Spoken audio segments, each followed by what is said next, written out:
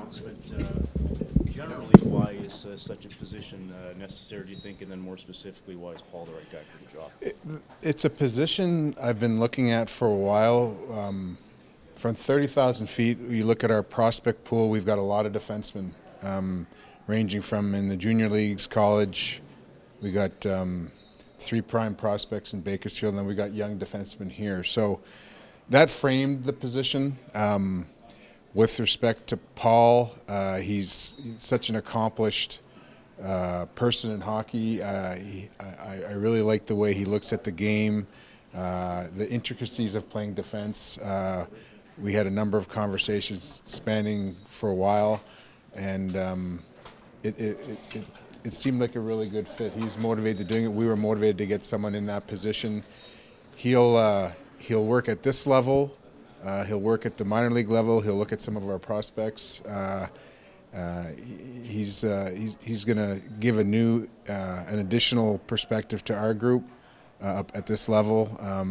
And he knows his craft well, and he's obviously a very accomplished guy, and we're excited to get him in here. This is a position that, I mean, different teams have different philosophies on, and often guys that aren't, coming right off of a coaching staff fall into these positions, skill development positions for guys with NHL experience. What's your take on the role, and if you need to have had any sort of recent experience, or the fact that Paul was a great defenseman, that is enough? For me, that's enough. And in talking to him and hearing what he has to say about the position, hearing what he has to say about skills, hearing what he has to say about how defenseman fits into a group, and over the course of time, just having those discussions with him, seeing what he's done on the ice. For me, that's enough. Again, I like his. He's got a strong opinion. I love the way he played the game, but to have all the intricacies and to know them, which he does, which I've, he's very firm on that stuff. If your question is, does he need more? Should a candidate have needed more coaching experience?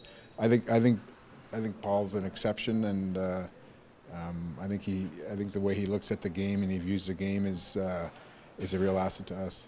You look at Matt Benning, Darnell Miller, Oscar Clefbaum, other young defensemen. I imagine the hope is that Paul Coffey's thoughts will resonate deeply with those types of players and guys in your organization. Yeah, so there's his contribution to the skills development of that group. And you know what? And he's gonna. I expect a coaching staff is a collaborative unit, and I expect him to fit into that also, and have feedback at all levels. At this level, as at Bakersfield, and just obviously not with coaching in the amateur ranks, but at the levels that we have prospects at. Peter, regarding the hiring of Paul, do you as an organization say we could use a skills development coach? That Paul would be a good fit, or do you see that Paul's around and people know him and say, hey, he's available, he obviously had a career that he had, why don't we bring him in and see what the fit's like as a skills development coach with your organization? Well, it's a bit of both, Gene. It's a position we've been looking at in the last 2 years for me. It became a little more ripe. When we've had a few struggles, it became a little more ripe. And as far as timing, and he's a guy that I've always thought about talking to about this position, and it just kind of lined up. Is part of this wanting to see better development of some of your deep prospects in particular? Do you analyze the organization and say a good enough job hasn't been done of getting the D that you have to where you feel like they can be? Well, and I think any time you have a chance to add someone like Paul, you have to look at it seriously. So first, secondly, if you look at our prospects, it's heavily skewed in D. If we have something like 10, 11, 12 D that are aged between 94 births and 99. We have a lot of D. We've got 3 prime prospects in Bakersfield. We've got Sam Rukov. We've got I'm gonna miss some, but we've got Marino, he's a young D at Harvard who's really come. We got a lot of D that we feel needed a little more attention.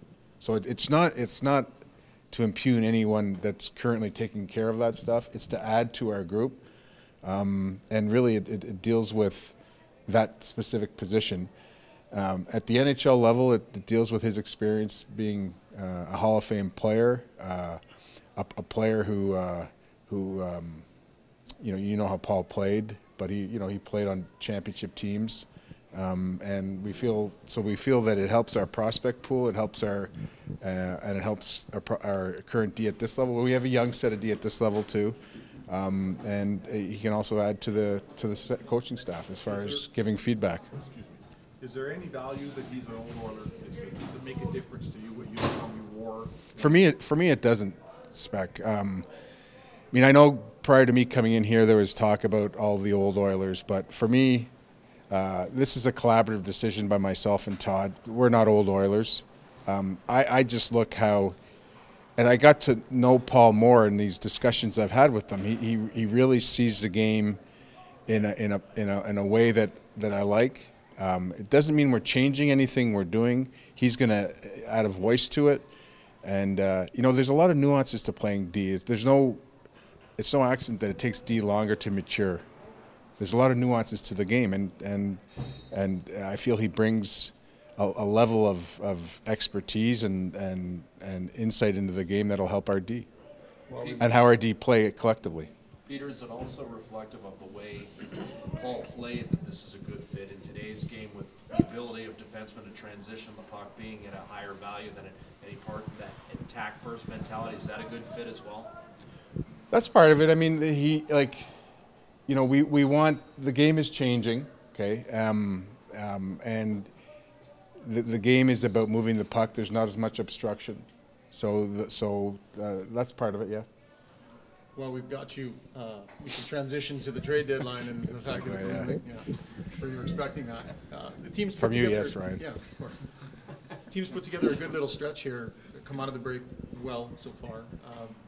What's your tact over the next couple of weeks in evaluating? And I imagine there's temptation to make moves, but kind of wanting to be patient as well. Well, we have a month and a bit, right? And we'll evaluate. We'll continue to evaluate. We've got some UFAs that, and we're just coming off our pro meetings, and we've made some plans with regard to where the team is now, where it will be at the trade deadline, how it impacts, or how the UFAs will be impacted. So, same old story, Ryan. Where you win a few games, it puts a different light on everything, but we're still a ways out. But we have shown a little bit here in the last few games that I've liked what I've seen. Is an extension for Maroon something that's being talked about, discussed? Is it a possibility? Again, I lump the UFAs into a collective group, and that's what I can tell you at this point.